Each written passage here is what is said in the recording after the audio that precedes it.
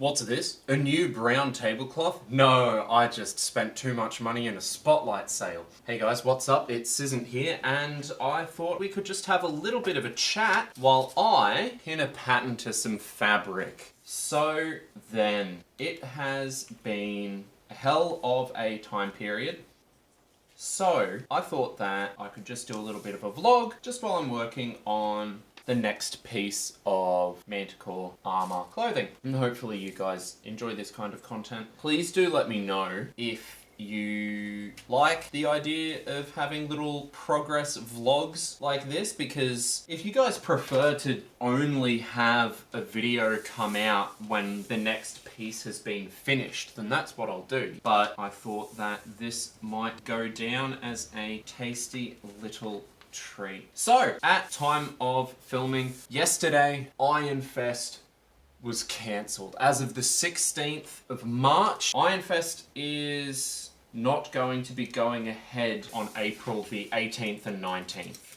Due to the Australian government enforcing a ban on gatherings of 500 or more people, which is all totally reasonable. It's very sad. I didn't envisage myself becoming one of these people who just looks forward to each con and each fair, but I really do. I really have become one of those people, and it's a big social thing for me, as I'm sure it is for a lot of you. So it's the sort of thing where it's sad that I won't get that, but I mean, clearly it's the right decision for them to make, trying to stop the spread of this dread virus. So I thought that we could have a little bit of a chat about what it means for the people who do these things. I attend these things recreationally because I enjoy it. It's not my day job. So it doesn't put a dent in my pocket, but I know that for a lot of people, not just stall holders, not just people selling stuff, not just cosplayers, not just reenactors, but people of all kinds. And you know, different fairs will have a different mix of these kinds of people, but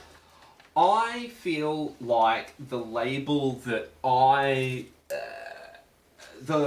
label that I like to adhere to myself, that I hope that people see as being my label, is that of being a maker. And obviously I'm not making physical objects for other people. These are for me. Sorry to break your heart, but these pants are going to be for me to wear. So don't have any in your size, sorry.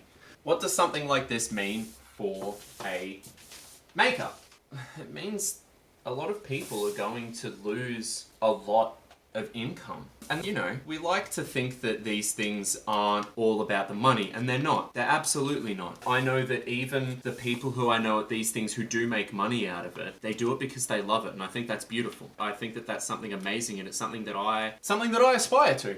So, it is affecting the people who depend on these fairs as a way to ply their trade, whatever trade that is, whether it's making, or whether it's cosplaying, or whether it's taking their goods that they've made to sell to the fair, or whether it's the fair organisers themselves, you know. Without the people who organise Ironfest, those of us who like to go and cosplay at Ironfest would have no fair to go to. And I just wanted to briefly have a chat about, I don't know, I hope that this doesn't come off as too preachy, but I think that it's really important that we support each other.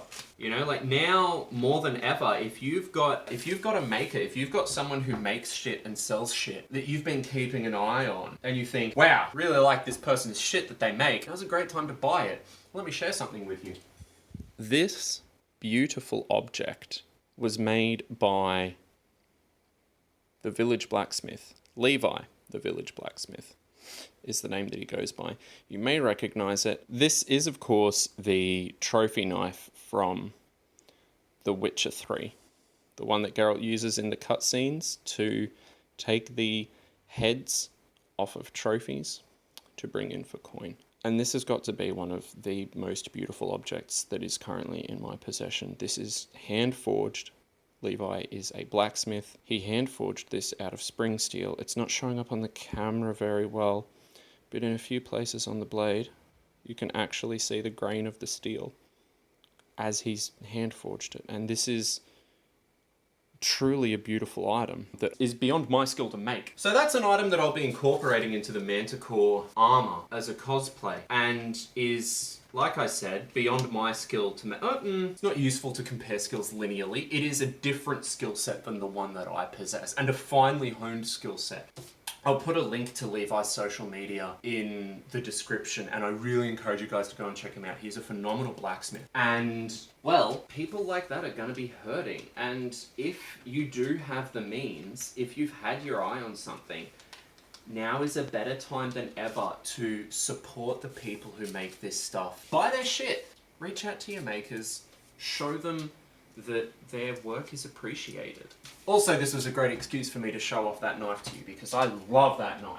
So yes, these are going to be trying times for all of us, even those of us like me who are incredibly lucky with employment that isn't looking like it's going to become an issue. So that's mostly what I wanted to talk about. So now that I've gotten that out of the way, let's briefly discuss what I'm doing here. These are some hose, or hosen. This is one half of a pair of hose.